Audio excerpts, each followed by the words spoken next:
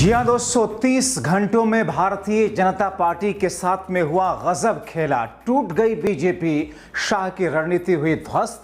चुनाव से पहले बीजेपी धराशायी। बीजेपी छोड़ करके क्यों ममता बनर्जी संग जा रहे हैं बीजेपी के बड़े नेता। बहुत स्वागत है आप सभी का। आप देख रहे हैं द राजनीति का विशेष सेगमेंट खबर और विश्लेषण। मैं हूं जबार खान। दोस्तों, कौन सी स्थिति है जब पश्चिम बंगाल के अंदर भारतीय जनता पार्टी चुनाव से करीब करीब 1.5 वर्ष पहले धराशायी होती नजर आ रही है। आखिर बीजेपी के बड़े नेताओं की एक लंबी लिस्ट ऐसी क्यों बन रही है जो बीजेपी का साथ छोड़ करके ममता बनर्जी के खेमे में जा रहे हैं। आखिर पश्चिम बंगाल में बीते 36 घंटों के भीतर जो कुछ हुआ, उसके बाद में बीजेपी के नेताओं का बीजेपी छोड़ने का सिलसिला एक बार फिर से क्यों शुरू हुआ।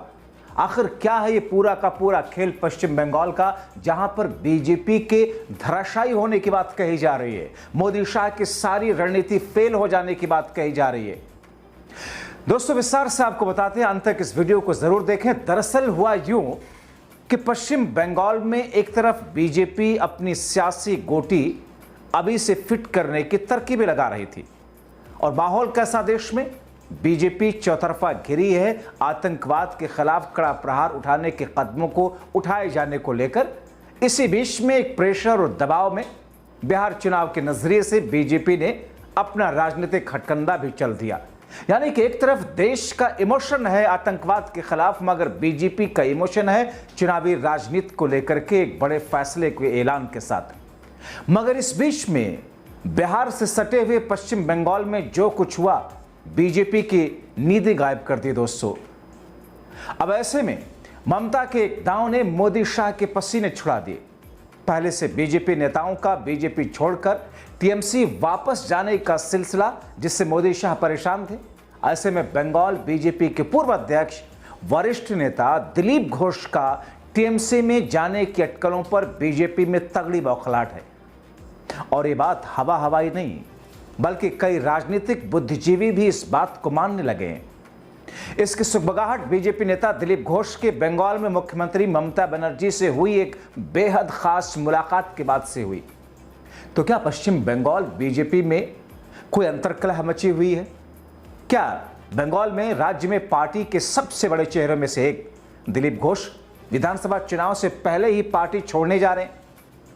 अगर ऐसा है तो फिर मुकुल राय, बाबुल सुप्रियो, तापसी मंडल, सिरिया परवीन, सुनील सिंह के बाद में बड़े ऐसे नेता वो बीजेपी के होंगे जो बीजेपी का साथ छोड़ करके टीएमसी में ममता बनर्जी के साथ शामिल हो जाएंगे।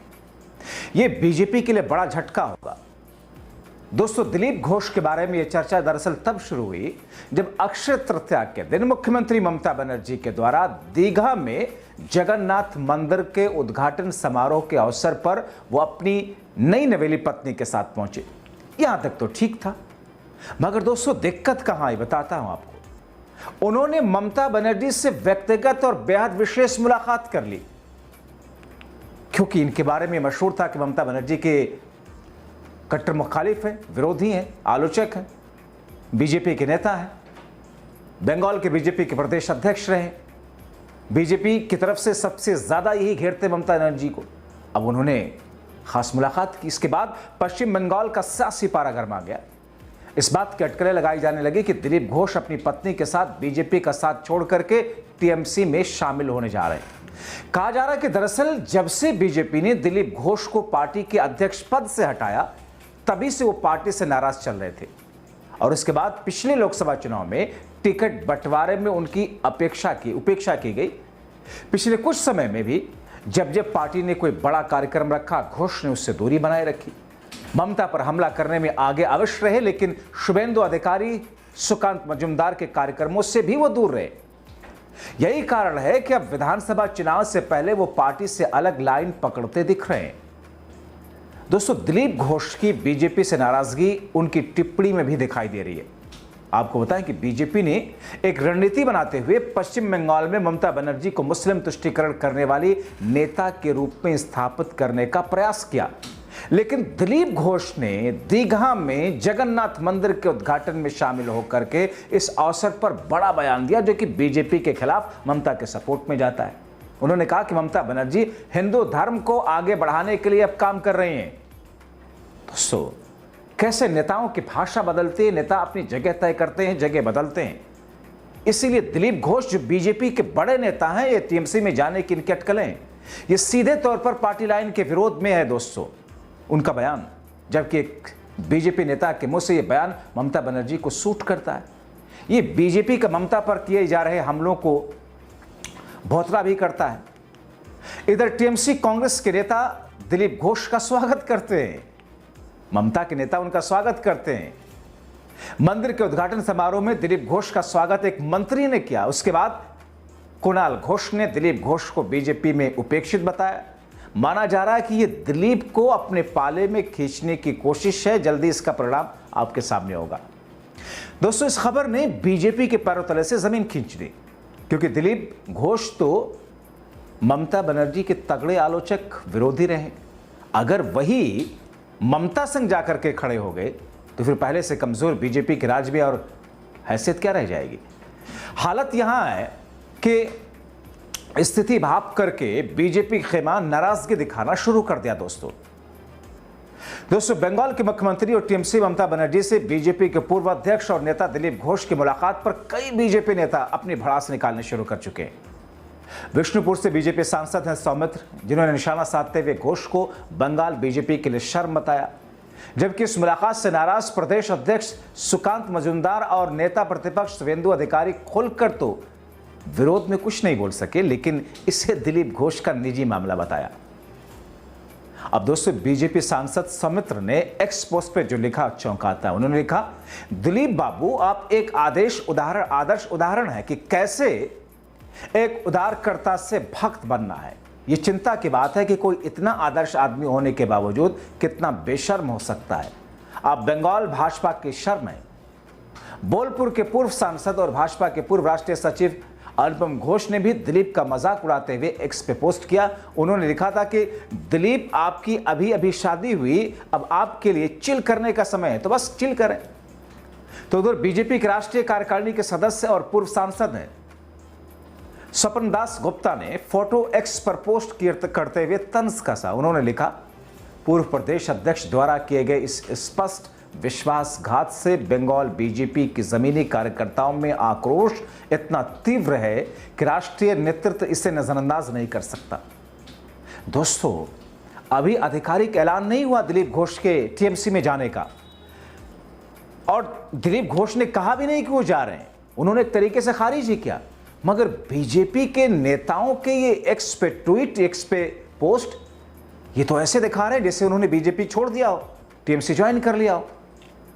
आपको बताएं कि दरअसल पश्चिम बंगाल भाजपा के पूर्व अध्यक्ष और वरिष्ठ नेता दिलीप घोष अपनी पत्नी रिंकू मजूमदार के साथ में ममता सरकार के आमंत्रण पर, न्योते पर पूर्व मेदिनीपुर जिले के दीघा में नवनिर्मित जगन्नाथ मंदिर पहुंचे थे। वहां पहुंचकर उन्होंने पत्नी के साथ पूजा अर्चना की। दिन में इस मंदिर का लोकार्पण मुख्यमंत्री ममता बनर्जी ने किया। ममता से उन्होंने एक विशेष मुलाकात की और बात की। तस्वीरें आप देख रहे हैं। हालांकि जब बीजेपी में विवाद ज्यादा बढ़ा तो दिलीप घोष ने एक नपातुला राजनीतिक बयान दिया। उन्होंने कहा कि मैंने हाल में ही बनाए गए जगन्नाथ मंदिर का दौरा इसलिए किया क्योंकि उन्हें ममता सरकार से आधिकारिक निमंत्रण मिला था। पार्टी ने किसी को भी वहां जाने से मना नहीं किया। मुझे आमंत्रित किया गया था, मैंने वहां जाकर के गलती क्या कर दी? विरोध करने वाले ध्यान दें। यह बयान दिलीप घोष का है। किस तौर पर एक करारा अंदाज है, प्रहार है अपनी पार्टी के नेताओं का जो उन पर सवाल उठा रहे हैं। हालांकि दिलीप घोष और उनकी पत्नी ममता से मुलाकात का एक अलग ही जेस्चर नजर आया। दोस्तों, तस्वीर में आप देखें जिसमें ममता से मिलने से किस अंदाज में चेहरे पर खुशी दिख रही है, मुस्कुराहट दिख रही है, संतुष्टि का भाव दिख रहा है। इसीलिए बीजेपी खेमे में और परेशानी है। मुख्यमंत्री ममता बनर्जी के कटु आलोचक, बंगाल बीजेपी के पूर्व अध्यक्ष, पूर्व सांसद दिलीप घोष उनकी पत्नी को मंदिर परिसर में ममता के साथ बैठ करके जिस अंदाज में देखा गया हंसते मुस्कुराते हुए, बंगाल की राजनीति में तस्वीर बहुत दुर्लभ है। दोनों नेताओं यानी कि ममता, दिलीप घोष ने एक दूसरे का अभिवादन किया। दिलीप घोष ने इस भव्य जगन्नाथ मंदिर के निर्माण के लिए मुख्यमंत्री का धन्यवाद दिया। दोस्तों,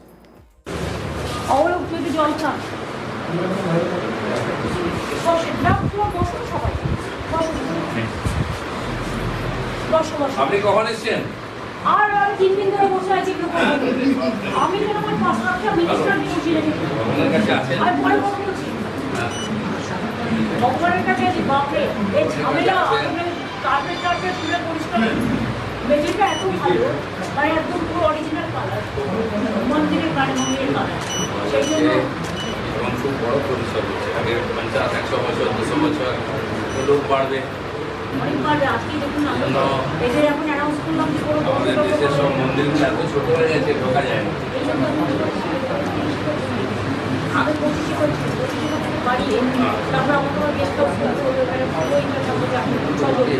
ছজন তারপরে আপনার পুলিশের জন্য একটা ভাবিতে হলো হেলথের জন্য রাখতে হলো ফায়ার ব্রিগেডের জন্য আমাদের চিফ সেক্রেটারির নামটাও লেখা থেকে গেল এই যে বড় কাজটা আমার হাতে হলো কিনা উনি আমাদের নেমন্তন্ন করেছেন ভগবানের কাছে ওনার নামটাও হ্যাঁ নমস্কার ওনাদের তো সবচেয়ে বেশি পূর্ণ কামালেন আপনি তো পরিশ্রম করলেন খালি পূর্ণ তো ওনাদের নাম তো ওনাদের আছে আচ্ছা কিন্তু আমার ডিএম খুব কাজ করছে ডিএমএসপি ডিএম এবং ওই ডিএম সংস্থান আছে ও খুব ডিএমকে লিড করে ডিএম করে ঠিক খুব ভালো অনেক কাজ করে। ভগবান আশীর্বাদ করে বিশ্বকার নাম বলছেন না আপনি সারাদিন লাইভ চালালো